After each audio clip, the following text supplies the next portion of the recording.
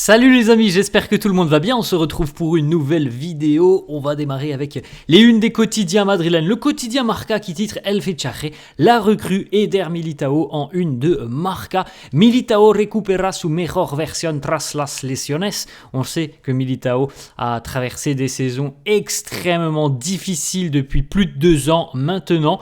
Il est revenu déjà depuis quelques mois maintenant et Xabi Alonso mise beaucoup sur Eder Militao. On a ce sentiment que la charnière centrale du Real Madrid sera formée par Husson et Militao. C'est quand même le futur en défense du Real Madrid, sans manquer de respect à Antonio Rudiger.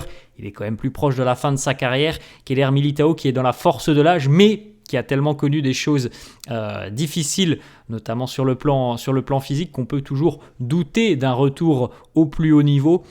Mais de ce que l'on voit déjà depuis quelques jours, voire même quelques semaines, voire même quelques mois maintenant, on voit un joueur qui retrouve de très bonnes sensations et c'est évidemment très positif pour le Real et pour l'organisation défensive de ce Real. On a un Dean Huijsen qui est un joueur véritablement très complet. On a un Militao, je pense, qui est quand même beaucoup plus axé sur l'aspect défensif. Je ne pense pas qu'Eder Militao ait les qualités de Dean Huijsen en termes de relance, mais en tout cas, je pense que le duo peut être complémentaire. On poursuit les amis avec la une du quotidien AS qui titre La première se dispara.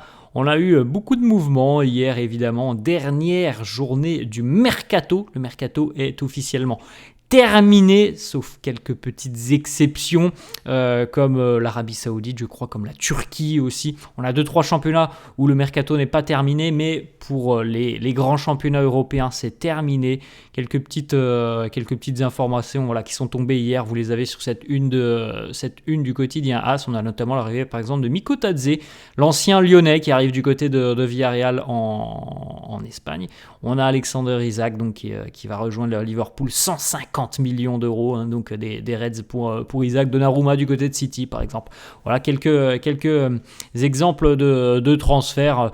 Nico Gonzalez aussi rejoint l'Atlético et Anthony retour du côté du Betis par exemple. Les amis, il y a eu évidemment d'autres mouvements.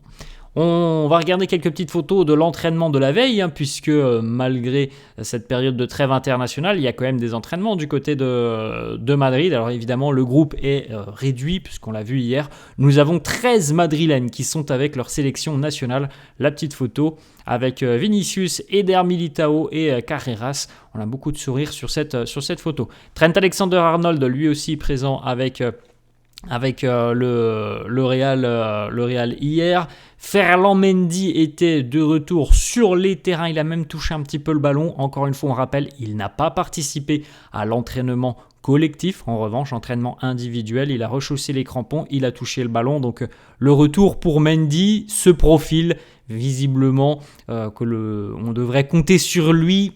Allez, fin septembre, un petit peu avant peut-être, on devrait enregistrer le retour de Ferland Mendy. Pour Endrick, lui aussi, retour à l'entraînement déjà depuis quelques jours, alors pas collectif encore une fois, mais entraînement individuel, lui aussi touche le ballon. Pour Endrick, le retour est prévu juste après cette trêve internationale, donc vraisemblablement la semaine prochaine, Endrick devrait être disponible. Et à noter que du côté du Real, on espère pouvoir compter sur Endrick et Camavinga pour le prochain match de Liga, à savoir face à la Real Sociedad le samedi 13. On a une petite déclaration de Xabi Alonso qui est arrivé hier au centre d'entraînement et qui a été arrêté aux portes du centre d'entraînement par des journalistes qui étaient présents, notamment le Chiringuito qui était présent et qui lui a posé une question sur Lamine Yamal, sur la VAR qui n'a pas fonctionné lors des 40 premières minutes face au Rayo Vallecano entre le Rayo et le Barça dimanche soir.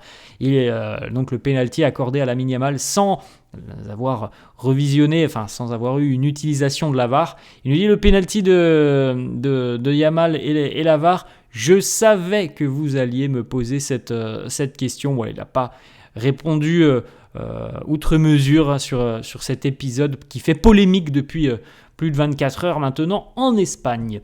On a une petite photo aussi du côté des internationaux. Alors, je n'ai pas sélectionné toutes les photos, mais Fede Valverde, par exemple, est présent en Uruguay. On a une petite photo aussi pour l'un de ses compères sur le sol sud-américain.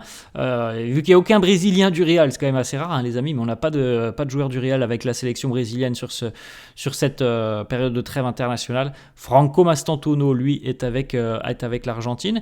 Et puis une petite photo aussi assez sympa, Gonzalo Garcia, lui, on le rappelle, il est avec l'Espagne U21. On regarde, les amis, on a plusieurs déclarations même de Dani Carvajal. Premièrement, il évoque Xabi Alonso et les différences entre Xabi Alonso et Carlo Ancelotti. Il nous dit chaque coach a sa propre méthode. Avec Carlo, on était un petit peu plus libre. Xabi, lui, est beaucoup plus strict. Il veut plus de discipline. C'est des manières de travailler qui sont différentes. Ensuite, Dani Carvajal sur la concurrence dorénavant qu'il va devoir mener avec le latéral anglais Trent Alexander-Arnold. Il nous dit cette signature de Trent, c'est totalement compréhensible que le club ait signé Trent Alexander-Arnold. J'ai 32 ans, j'ai eu une blessure très sérieuse, c'est normal. Je ne serai pas là pour toute ma vie. Les années passent, il faut emmener et apporter du sang neuf. Il nous dit aussi, il a évoqué justement cette concurrence en nous disant Trent est un super gars. Je pense que l'on a deux profils assez différents et on va pouvoir contribuer, je l'espère, au succès de l'équipe. Donc voilà, une concurrence visiblement plutôt saine.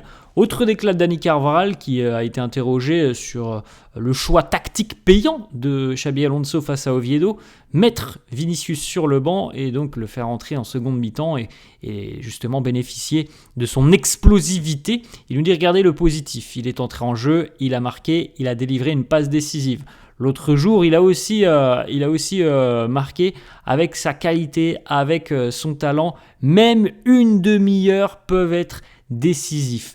Nous allons évidemment effectuer du turnover. L'idée du coach est que tout le monde soit frais et que tout le monde soit prêt à n'importe quel moment.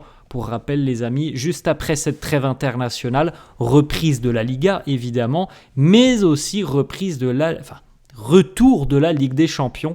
Donc on aura les fameuses semaines à 3 matchs où on devrait avoir un peu plus de changements, un peu plus de rotation que ce que l'on a pu connaître auparavant notamment. Autre déclat de Dani Carvajal sur une éventuelle arrivée de Rodri du côté du Real. Il en a été question cet été et on sait que le Real apprécie son profil et que peut-être potentiellement le Real pourrait être tenté d'aller chercher Rodri à l'été 2026. Il nous dit Rodri au Real, évidemment que ça serait une bonne signature.